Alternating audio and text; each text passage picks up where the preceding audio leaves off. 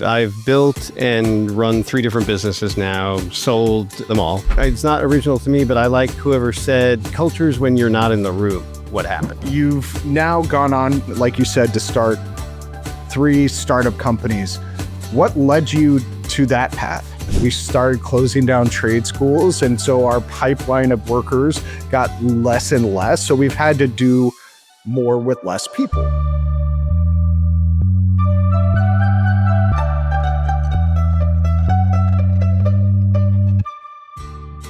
MedDevice Boston is your go-to medtech sourcing and education expo, September 30th through October 1st at Boston's BCEC. Engineered to advance the next generation of medical device innovation, this event unites 200 plus suppliers, 1,500 plus attending professionals, and OEM decision makers in the number 3 medtech hub in the US. Explore everything from 3D printing and AI to materials, regulatory tech, and contract manufacturing, all under one roof. Visit meddeviceboston.com to register and plan your visit. Links in the show notes. Adam Honig, welcome to the Manufacturing Culture Podcast. How are you doing today? I'm doing great, Jim. What about yourself? I'm doing great, man. It's been a long couple of weeks of travel, but now I'm home for like 3 weeks straight. So nice. It's going to be a good couple of weeks. Catch up on some sleep, some jet lag, all of those things, but doing well. I mean, it's only 101 right now. We hit 118 yesterday. So, you know, it's stupid hot out here in the desert, but we deal with that like for a couple months. And then you probably have air conditioning and everything. In the Boston area, we rarely have air conditioning because, you know, like a 90-degree day and everybody's verklempt. So, yeah. No, everywhere is AC'd in Arizona. And you learn how to strategically park in parking lots. So we call it lizard parking, where you park in the most shaded area for how long you're going to be in a place. Yeah. So you just learn to adapt. I mean, it's not my favorite thing when it's this hot, but then I also don't like shoveling snow. So I'd rather have sunshine on Christmas Day than have to shovel snow.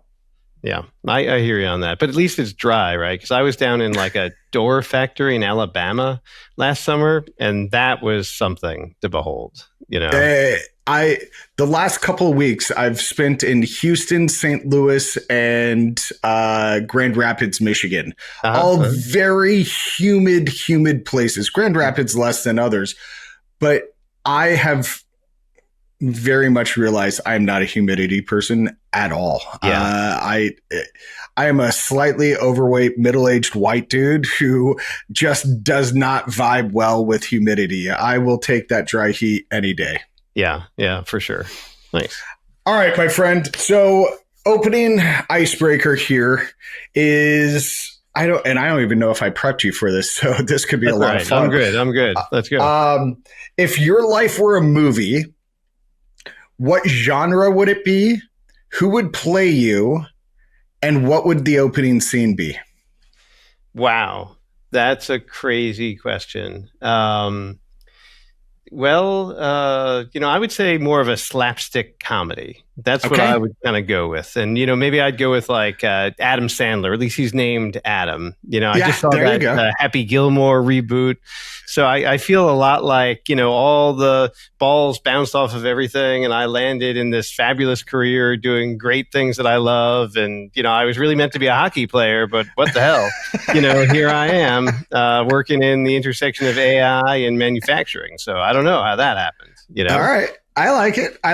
All right. And would Adam Sandler be who played you? He's way too old. So I don't know. Yeah, sure. Why not? Yeah, let's go with that. Okay. And so I think that covers it. I mean, that intersection, I think that gives us an opening scene, right? You could see that previous career, the destined career, or what you thought was the destined career, and the transition into this lovely intersection that you've got now. Yeah, I mean, I studied philosophy. That was my jam in college. And my dad was really upset. He really wanted me to take business. I took a marketing class and I was like, this is really boring. I'm going to go back to philosophy. And so, like, that was just like, not the best career decision, I think. Like not many, big philosophy firms hiring the year that I graduated. So, had to make myself productive in other ways. I get that.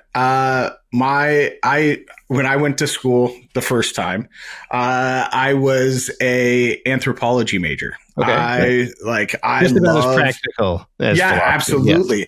Yes. Well, I just love people. I love civilizations. I love humans, right? And so to me, that was the study of humans. My dad wanted me to go to trade school to be a machinist, and I didn't listen to him. And here I am, 27 years later, or however long it's been, 26 years later, 22, what, I don't know, even remember.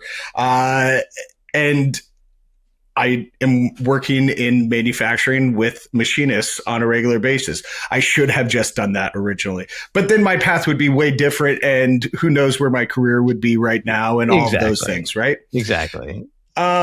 All right. So you would have studied the trades and then, gone off to be an archaeologist anyway, or anthropologist. And then where would you have been? Living in Africa, whatever. Well, I ended up dropping out of college after one semester. Okay. So I never even finished a degree in anthropology, right? Okay. I made it an entire semester and realized, man, I am wasting so much money right now. Yeah. And went and learned a trade, but the machinist program was full. And so I became a carpenter. I bounced around in restaurants and retail for a little bit. And then my dad was like, you have to learn a trade. So I became a carpenter, and I did that for a lot of years, and then fell back into the manufacturing world. Got it. Yeah. All right. So we've got a picture of who you are, right? You're a slapsticky guy. Your path has been unconventional. Kind of goofy. You probably do voices if I know Adam Sandler well enough. So we've got a picture of who you are. Now we want to have a picture of how you see the world of work. So what is your definition of company culture? Not like the definition that I could Google and any of that stuff, but your definition of culture. What does culture mean to you? Sure. So just to give you some context, so I've built and run 3 different businesses now, sold them all, sold the most recent business last year. And so I've been the CEO for a while of all of this stuff. And so for me, and I don't, it's not original to me, but I like whoever said culture is when you're not in the room, what happens. So like I'm the CEO, I want things to be a certain way. Are they going to go that way? We'll see. Right. Yeah. And that's it's really the culture that guides things that way. Yeah. I get that. Okay. My definition has to do more with the alignment of values between the organization and the people who work there. Right. Mm-hmm. And how do you live those values once you have the alignment? To me, what could be a value to you could not be to me, right? Yep. And vice versa. And so what could be a healthy culture to you may be super toxic to me. Again, vice versa. Not judging that you and I have different values. I'm just saying that it is possible. It's very individualistic. I like the ad of how people act when the CEO is not in the room, right? Because that does speak to those values and that behavior for when that leader isn't present, right? Are you still acting the values? Are you still behaving in a way that aligns with our value system here? Right. I mean, not to get into the whole philosophy thing, but I am a bit of a materialist. So like what people think is fine, but what people do, that's really for me where the rubber hits the road. We can all say the right thing. We can think stuff, but if you act with a customer in the right way, then that's something that's different for me. Yeah, absolutely. Right on. All right. And don't be afraid to get philosophical. I wear many hats in my world, and I can get as deep as you want to, or I can be as shallow as the next person. I've been called a chameleon more than one time in my life. So, Perfect. All right, Adam, you have been on a journey, but let's start at the beginning a little bit. Tell us about where you grew up, what some of your early influences were, and if there was that moment or person that helped shape the direction that your life has eventually gone through. Yeah. Well, I grew up in Huntington, Long Island, which is on the North Shore of Long Island. It's 42 miles from downtown Manhattan, 100,000 town of 100,000 people that had Wow. newspaper or anything like that, because Manhattan and New York City was just so dominant. Yeah. Right. And so I was always sort of a geeky kid, Star Trek, Star Wars, all of that kind of stuff. That was kind of my jam, early into computers and stuff like that. So I like tinkering with things, but I wasn't very good mechanically. And software was just a way to just like kind of get into stuff and make things happen. And I really enjoyed that. Yeah. So that was sort of like, for me growing up, in terms of my influences, my dad was an ad man on Madison Avenue. He did like TV commercials for Coke and stuff like that. And so when we watched TV, there was no talking during the commercials. It was only talking during the show. And then everything was dissecting the commercials and stuff like that. So I definitely got a sense for like, selling in a way. Because, right, those TV commercials are really selling, although I didn't really think of it that way at the time. Yeah. It was more about aesthetics. But so I think that really kind of set me going in this direction, probably. Got it. So your dad was real life Don Draper, huh? Yeah, exactly. 3 martini lunches and all. So wow. Yeah. Except it was during the 90s, so they were doing something different, but we're not going to talk about that right now. That's for a different show. That was for a different show. I'm not going to tell you what I found in the suit jacket he lent me that one time. If our paths ever cross and we are at the same event at the same time and you want to come on the Industrial Storytellers show, that one has a parental advisory on it. And while you can cuss freely and speak freely on this show, that one is super unhinged and is 100% not made for anybody under the age of 21. Yeah. So if our paths ever cross, let's definitely get you on stage. We're doing a live, I don't even think this will be out by then, but we're doing a recording live version of that show at FabTech in September in about a month. We've got a 300-person auditorium. There will be me and 5 people up on stage with me. Wow. And for 2 hours, we are just going to drink and tell stories and be super unhinged. And I am for sure going to have a hangover the next day. So I apologize to anybody who's booked me for the 11th. It'll be a rough day. Yeah. Bring the coffee. Bring coffee and some like liquid IV if you have it. It's not in Vegas where you can get like the oxygen shots and stuff like that. Though. Yeah, no. Maybe, but now that I said liquid IV, maybe I'll just have a like regular IV bag set up for the next day before I go to FabTech, and I'll just be okay. I'm thinking about a booth at a show where you've got IV bags and stuff set up for people. We're going to be at Pack Expo in Vegas. And I'm thinking like, what can we do that's really unique? Well, give people IVs for the hungover people who are in Vegas. It might be a little slow, to do that, but it's maybe small IVs. I think you're onto something there, especially at Pack Expo. Yeah. I think, that group of humans, and maybe our paths will cross there. We'll have to talk after and see if we can do something there. But those people at Pack Expo are genuinely super hungover the next day. So I think you're onto something there. Right. Yeah. Yeah. It's not just hot sauce they're packaging for sure. No. You may be thinking, why do I need to attend Med Device Boston?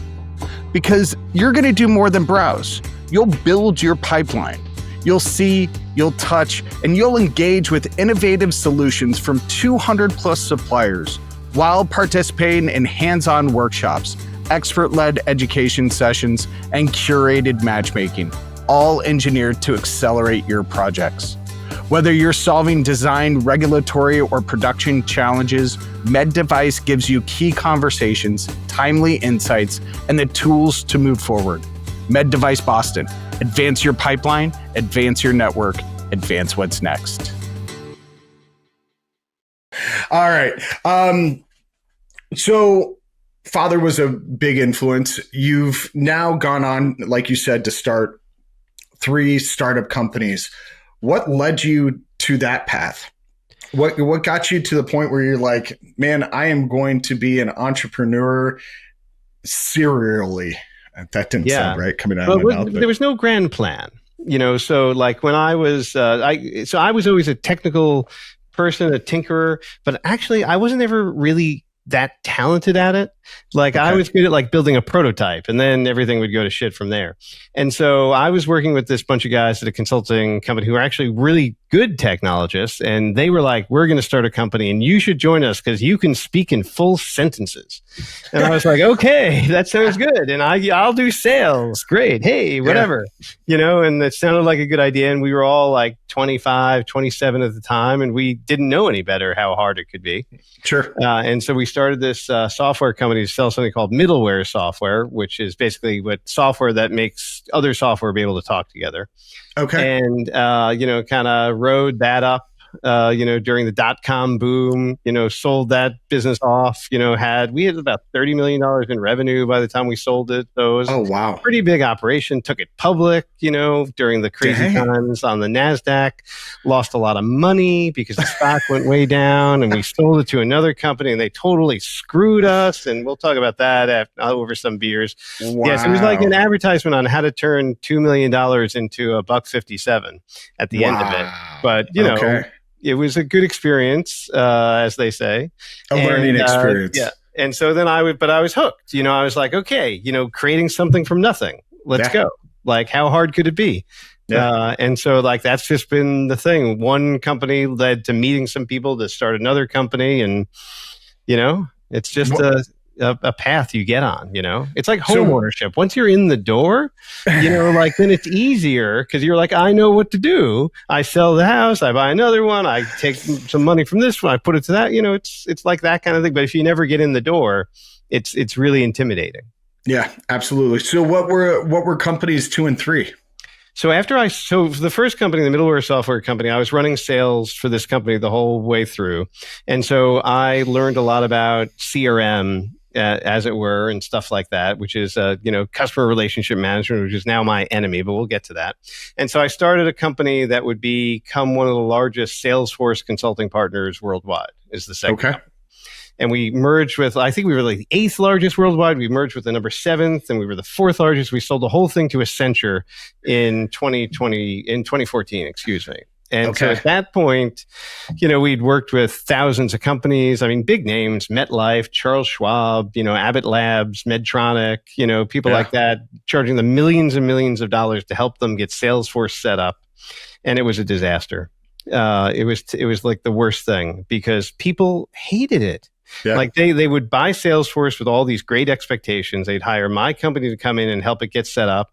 And then we'd roll it out and people would throw shit at us. It was so bad. And then they'd get mad at me. They wouldn't get mad at Salesforce. They'd get mad at me. Yep. So it was a very strange, a very profitable, but sort of strange business that way. I get that. Yeah. I get that. I actually feel that in my soul. Oh, do you?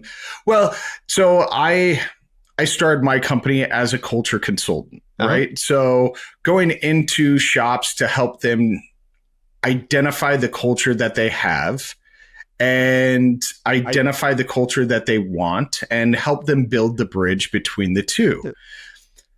Over the last 3.5 years, have had a lot of companies start to come to me and performatively want me to come in, right? And so I have at least a small enough reputation in the industry that if I'm coming in the door, I'm going to help make things better, right?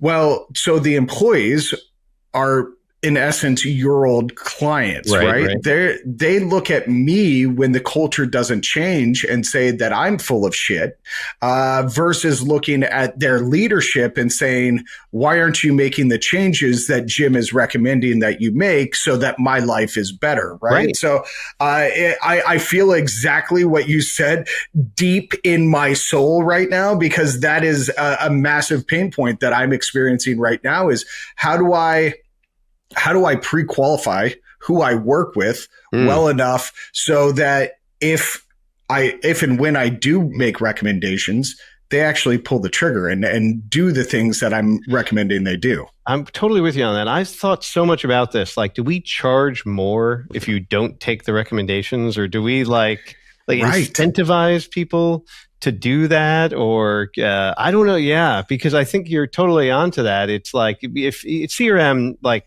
the field that I'm in now, CRM, it's still a change. Like any kind of system, any sort of process you want to do is making a change in the organization, which is going to meet with a certain amount of resistance, and leadership has to support that. They can't just be like, oh, it'll work itself out, because that never happens. And so, how do you get not just lip service, but really commitment to that idea and the steps that it's going to take? Yeah, absolutely. And if you solve that, Adam, please let me know. And I will co-opt whatever idea you have, because right now it is the biggest pain point I have on the consulting side. That's why I've started making more content, because I don't have the mental fortitude, I guess, the grit to deal with, getting the shop floor employees, the frontline employees that I care so deep. That's why I started my company, is I care about those humans, and to have them get upset with me because their life isn't getting better. I don't have that grit. I absolutely don't. So I'd rather make content all day than go into a shop and get somebody's hope up. So anyway, all right, so Salesforce consulting company, you sold to Accenture. What was number 3? So basically what happened is, because I had this negative feedback from so many people about CRM and Salesforce, it kind of weighed me down. And what happened is I saw the movie Her. I don't know if you're familiar with that movie at all. It's Joaquin Phoenix is like a man in the future, and he downloads an app on his phone. It's played by the voice of Scarlett Johansson. She's not in the movie, just her voice. Right. But she guides him through his day, helps him out, gives him advice. He falls in love with her, has sex with a surrogate. It's really weird, whatever. But I'm watching this movie and I'm like, holy cow, this is the salespeople don't need Salesforce. What they need is Scarlett Johansson telling them what to do all day. Okay. And so I called up my friend Justin. I'm like, we got to build Scarlett Johansson for salespeople. And he was like, I have no idea what you're talking about, but if you can do that, I'm in. And so the idea behind Spiro, which is my third company, was to have something that was like this terrible CRM technology that we'd been working with, except it didn't require you to do anything. So remove the change element, just like instead of being like, oh, we're going to get people to use it, we're going to use these different techniques. And no, nobody has to use it. And then it just helps you with stuff, and that was like, okay, that's what we're going to go do. And so that's what became Spiro after going in the wrong direction many different times. But eventually we figured it out, because I'm just the kind of person who has to learn by doing, it seems, unfortunately. Walk us through what Spiro does, because I've got some follow-up questions that I think I'm going to ask, but let's hear exactly what Spiro does now in this iteration, because it's not really a CRM. If you're watching, you can see Adam's mic has, a CRM with the cross through it. So it's not a CRM or an anti-CRM. What is Spiro? Well, we call it the anti-CRM. And, we're all living in the world that was created by Google, of course. And so if you're looking for software for your manufacturing company to help, understand what's going on with your customers, you're not going to search for some weird term that we create. You might search for CRM. So we have to be CRM-ish, CRM adjacent, or CRM period or something like that. I don't know what to say. Yeah. So what exactly do we do? So a lot of manufacturing companies, and we specialize in kind of mid-sized manufacturing companies, are running their businesses on spreadsheets. You know, and so we have a customer, they're called Metal Bellows. They make electrical components that go into like all kinds of different munitions, like the Patriot missile and stuff like that. And, you know, I met with their head of sales and we had a nice chat, and he was like, yeah, I hate CRM just as much as you do. It's terrible. My guys will never use it. You know, and you know, I said to him, this is one of our first customers. I said, well, what if there was something that was like CRM, you know, but nobody had to use it? It just automatically gathered the insights from what the team was doing. It updated itself. It gave you the nice report so you can understand what's going on with all the customers. And then, you know, that's what you need. And he was like, oh, well, if that was what it was, I'd totally be interested in that. Okay, well, good. We're going to go build that and we'll get back to you. So, you know, like that's sort of the concept, is that like everybody wants to know what's going on with customers. You've got a sales guy in St. Louis. Wouldn't it be nice if you knew whether he was making progress or not? Yep. And the software could just like be Scarlett Johansson on a ride along with him, you know, figure out what's going on, update the stuff. And then every once in a while be like, oh, hey, you forgot to send that follow-up email to Bob, who you met with 2 days ago. Oh, okay, you're right. I need to do that. Thank you. And so at a high level, that's kind of what the idea of Spiro is. Got it. So your knowledge base is in the sales world, right? Not necessarily the manufacturing world. Correct. Am I correct in that? That's correct. Yeah. So why manufacturing as an industry? Why did you target this group?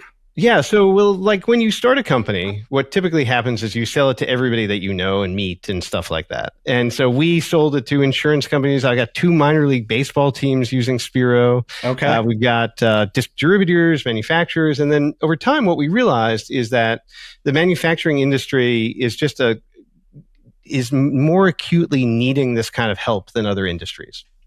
Because the sales teams tend to be less tech savvy than in finance or in software or something like that. And they typically weren't using an existing solution because they were so terribly, you know, made for them. They were all made for, like, if you ever use HubSpot or Salesforce or something like that, it's like a tech guy's dream, you know. But for like your manufacturing rep who's going out and seeing 7 guys during the day, what's he going to do? Open up his laptop at the end of the day and type in? Like, no, that's just not going to happen. Yeah. So nobody's using it. So we were like, we think that this solution fits really well. And when we tested it out in that market, it was like, oh yeah, it makes a lot of sense. And so then we leaned into that. We integrated with all these different manufacturing ERPs. So we could see all the production data. And so when the salesperson shows up at the customer, they know what they've ordered. They know what they didn't order. And so like they've got all this data at their fingertips. So we just kind of leaned into that. But that's what I talk about, going the wrong way with the business. Like you have to figure out what the vibe of the business is going to be, you know, by experimenting, right? And then eventually you're like, okay, that's our home. That's what we wound up with. So how do you... And this is, again, real life me example. How do you go from that, like testing the waters, I guess is your approach, right? And not feel like you are overly pivoting and that people are going to look at you as flaky and unable to pick a direction. Because I'm experiencing that as we speak, right? I've pivoted a couple of times based on what the market is demanding from me and what it wants from me. But at some point, I'm starting to feel like, man, am I just getting this reputation of being a flake because I can't pick a lane? Or is this natural in the world of a startup? So I think it's super natural in the world of startup. And I think, you know, what I keep in mind is that nobody really gives a shit about you, frankly. You know, so they're not paying that much attention. So like, whatever, like, you know, like you could be like, we're doing this now. And everybody would be like, I knew you were always doing that. Like 2 weeks later, everybody's going to totally forget. Yeah. Like I wouldn't give it a minute's thought on that. Yeah.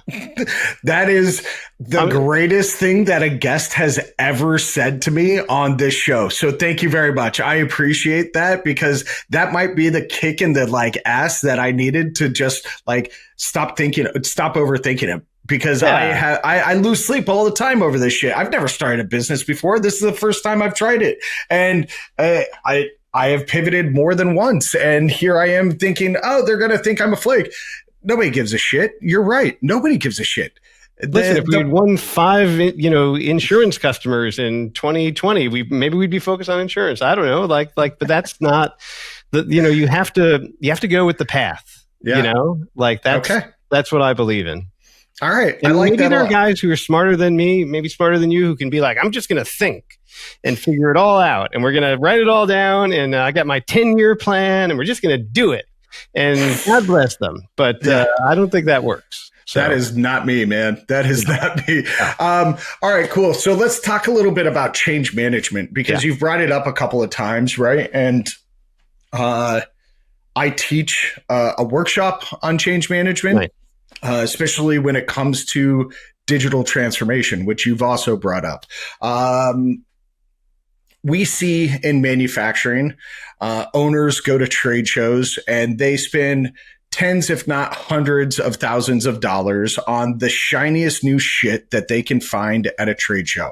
And I would just like to say thank you right at the start, but thank you for spending that money. But yes, let's talk about how to make it work.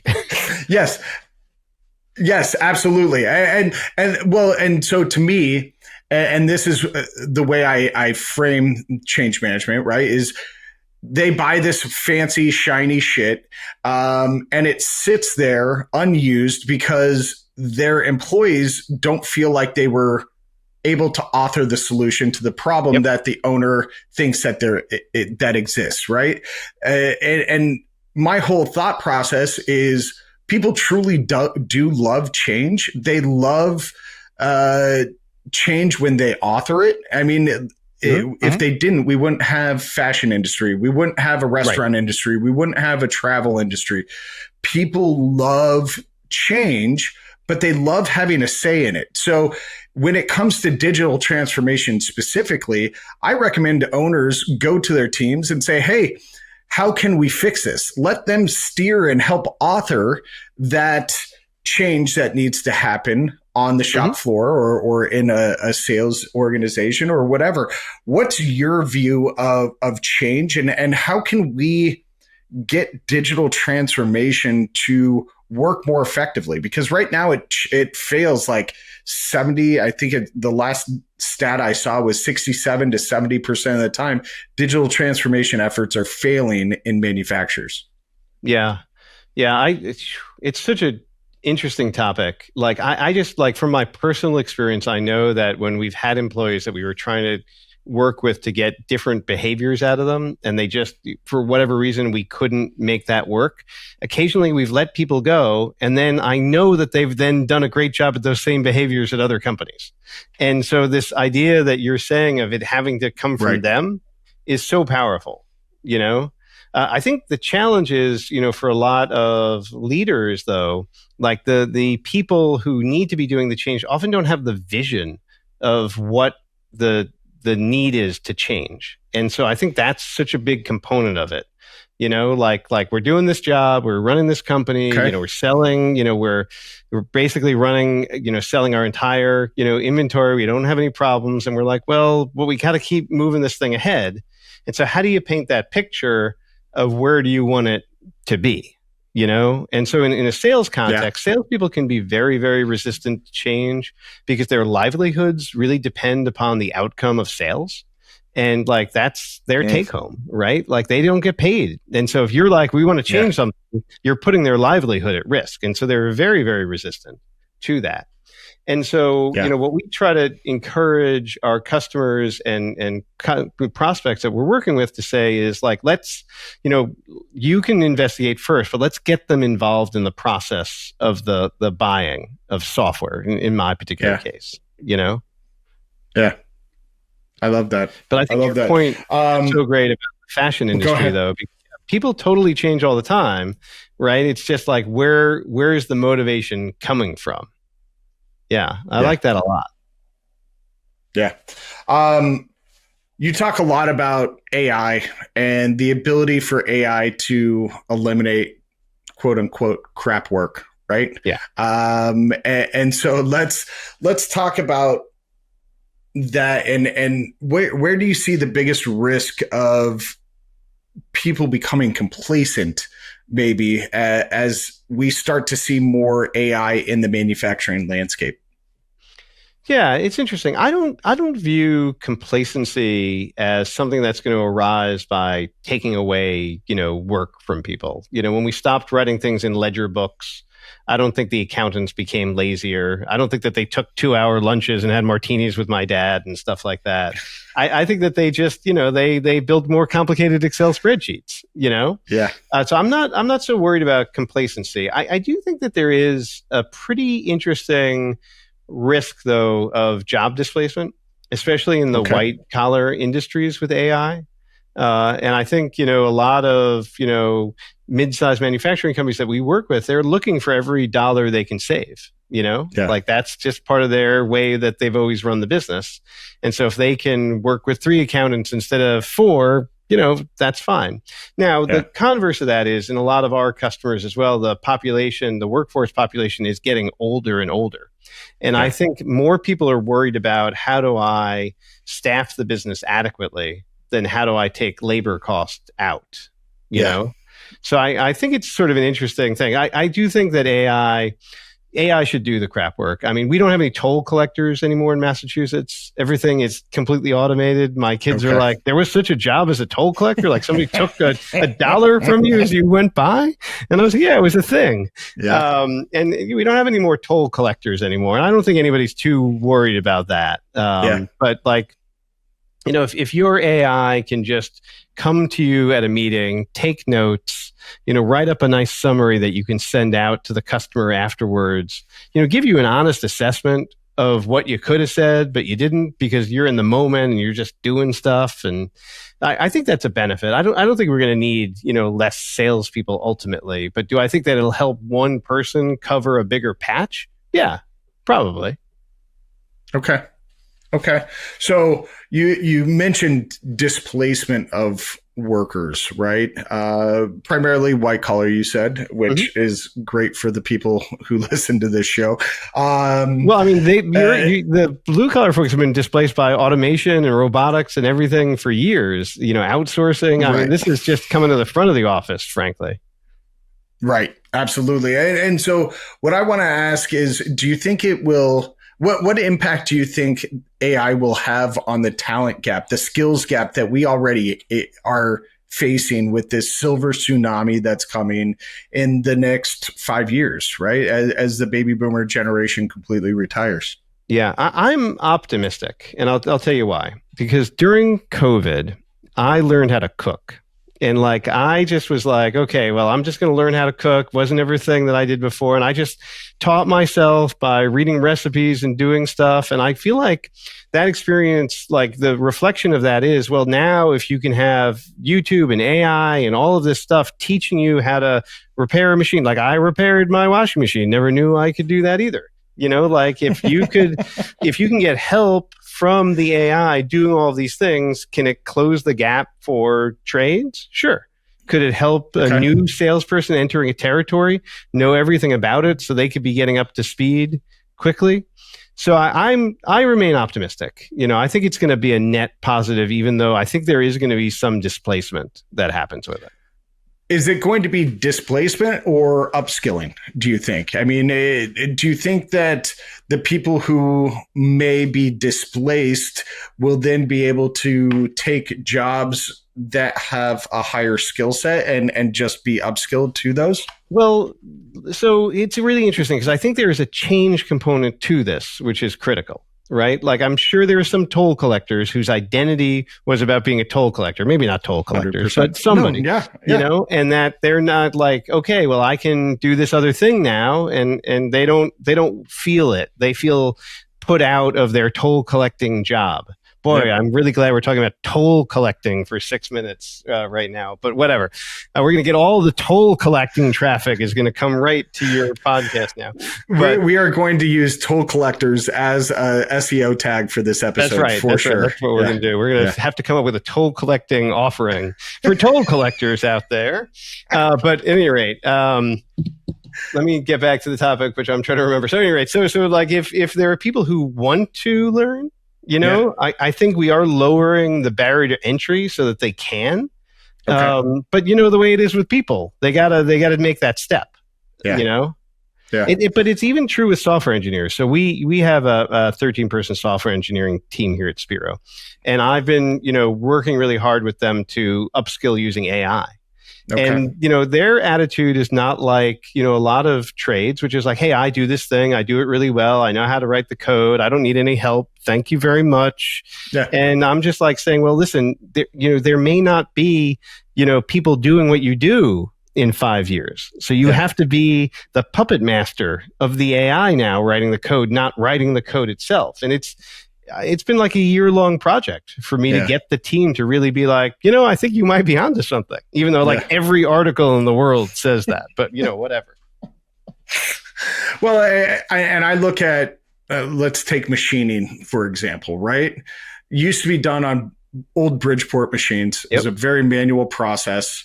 Then we got CROs. Then we got into the CNC world, right? And now we're looking at robotics and automation. And along the way, we haven't necessarily lost machinists, right? A manual machinist could learn how to program a CNC machine, right?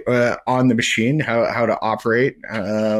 And so he's still a machinist. He's just a machine operator instead of a manual machinist.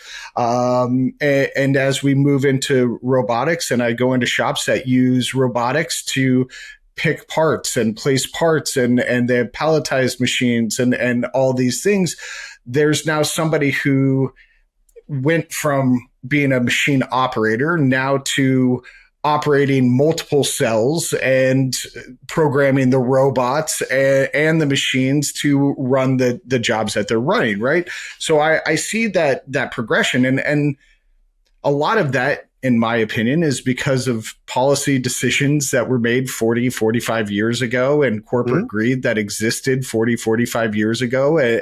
When we started offshoring jobs, we lost capacity. We started closing down trade schools. And so our pipeline of workers got less and less. So we've had to do more with less people, right? And so now I see, my personal opinion is AI can have a really big role in the knowledge transfer, right?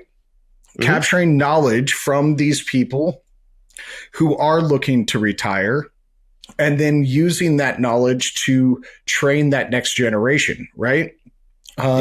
My generation is Gen X. I'm right on the cusp of Gen X and millennial. And there are very few of us demographically in the world, in the US, much less in skilled trades, right? And you have to get into the millennials and Gen Zers to really start to see a larger population in the workforce. I think that as these baby boomer generation folks start to retire, capturing that knowledge and transferring it to somebody who has less than 3 years experience, less than 5 years experience, and finding a way to transfer that is a massive part. Is that part of what you do, or that Spiro does with the sales processes? Yeah, for sure. So like we have a steel manufacturer. They have multiple salespeople in their 70s. Still working there, and they know the territory. They know everybody. They've got the Rolodex. And literally still a Rolodex, I'm sure. And so, what Spiro, like they don't use Spiro, but Spiro is with them, and it knows who they're contacting, and it can make a map of the territory, and help the newer people kind of transition into that. What I think is interesting, what I'm seeing more of though, is that our customers are keeping these baby boomers on retainer. Like maybe not like a full job, but like we want you to be available. We'll give you something, be available, help out. And that also has helped some of the resistance of giving up their data a little bit. Sure. So like this is a challenge, right? Like you're a salesperson, you've got your book, like that's your thing, like you want to leave, you got to pay me for that. Yep. And I wonder if it would be the same, for the machine operators. They're like, hey, you could make a digital twin of me, but then I want a cut of what's going on. I think that might be a way to help erode some of that fear too. Yeah. Well, and the manufacturing industry is not known for robust retirement systems, right? And so maybe that's a good incentive for a retirement plan. And it won't cover years and years like a robust pension or something like that would. But maybe that does help alleviate some of that long-term stress and help people make that choice and exit before they're in their 70s and 80s. Yeah, exactly. I love it. So what's one of the biggest problems that you have yet to solve as a serial startup entrepreneur that you are?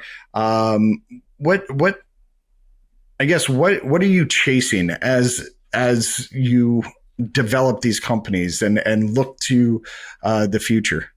Well, where I am right now is we sold Spiro last year to this private equity backed organization. And that's been really great to actually have somebody with money behind us. But looking forward into like, okay, well, what could we do next? Yeah. And I think for me, the thing to really optimize on is to make something, that the adoption is just super simple.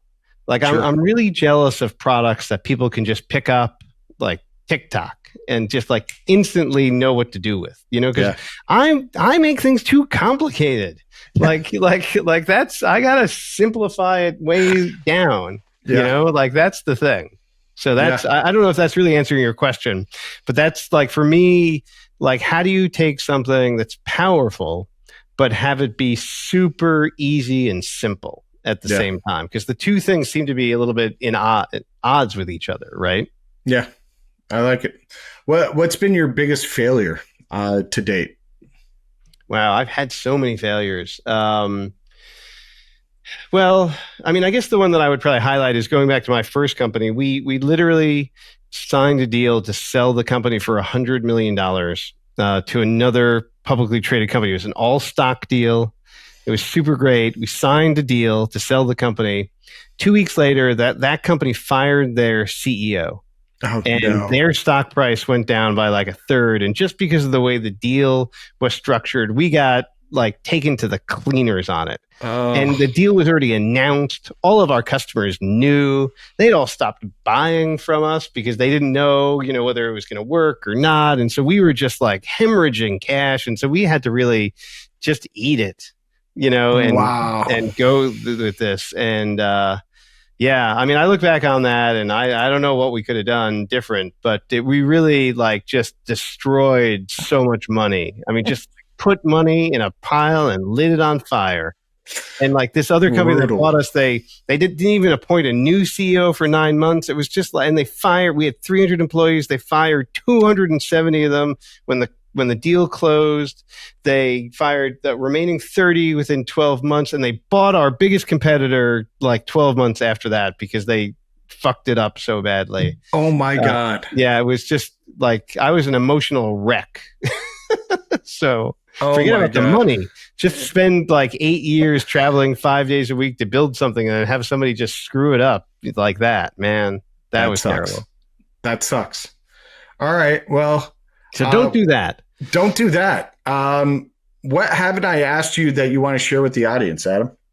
I mean, the only thing that I would say is, I'm known for really just hating on this CRM thing. So if anybody is thinking about using CRM, I say don't. If anybody is already using it, I say just forget about it. Just throw it, put it in the recycling bin.